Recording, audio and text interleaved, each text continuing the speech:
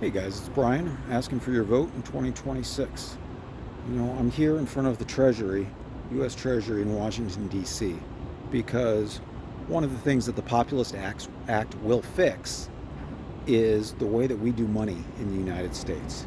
You probably noticed that we've run up this $37 trillion debt. And I want you to ask yourself, where did that $37 trillion come from?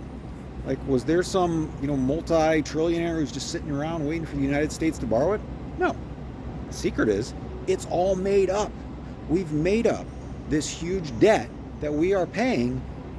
We are paying a huge amount of interest on. $10 every single day for every man, woman, and child in the United States is going from the U.S. Treasury. We're spending it, and it's going into the pockets of some of the wealthiest institutions and individuals in this country. We're doing this all backwards. The debt will never be paid off unless we flip the way that we do money.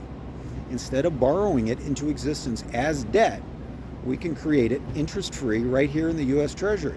Our first Republican president, Abraham Lincoln, learned this trick back during the Civil War when he issued greenbacks.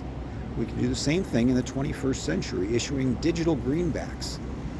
And we can use them to fund unconditional basic income, establishing a safety floor under every American citizen.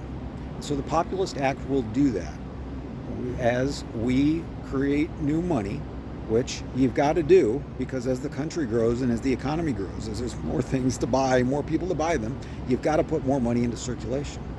And right now we're doing it backwards. We're letting the banks create the money at the top, hoping maybe it'll trickle down, but it's not. It's not trickling down to the average person in this country. So we're going to flip this model around and use the U.S. Treasury's power under Article 1, Section 8 of the Constitution to create the money that will establish a trickle-up economy and put a safety floor under every single American, and we're going to address poverty in this country. We can do this. We have the power, we have the tools, we have the constitutional authority to do it. What we don't have is the political will, and that's why I'm asking for your vote in 2026, so that together we can establish the political force necessary to make these changes in Washington, D.C. Now, again, I am not a candidate for public office. I'm not asking you to vote for me. I'm asking you to vote with me. And in October of 2026, I'll publish the Populist Fusion Slate, a list of endorsements across all 470 congressional races, so that we can vote together with power to be the deciders in the midterms.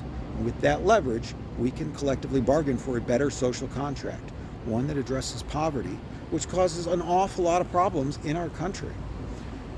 Look, we're never going to get this monkey of a national debt off of our back unless we change the way that we do money. And so the key is the U.S. Treasury. U.S. Treasury. What the Populist Act will do is establish free digital bank accounts for every American citizen, and then every month make a deposit in every single American's account. Now, once everybody has these accounts, they'll also be able to send money to each other for free. Right now, banks charge an incredible amount of money. They make huge profits just moving money around, moving digital ones and zeros from one account to another. In the 21st century, banking is just a big, giant Google Doc. Okay? We can do this for free. The U.S. Treasury is the tool that we, the people of the United States, can use to promote the general welfare, to promote prosperity in the United States. So I'm asking for your help. I'm asking for your vote in 2026 to vote together for the Populist Fusion Slate. And we're going to give Congress a chance to pass the Populist Act to fix our monetary system so that it works for all of us instead of just for the wealthy. That's what the original populists were trying to do back in the 1890s during the first Gilded Age. They were trying to fix the monetary system because the wealthy were screwing over the average citizen. And the same thing's happening again today. So, where they came up short, we can do better, because with one national unified message, one unified set of solutions.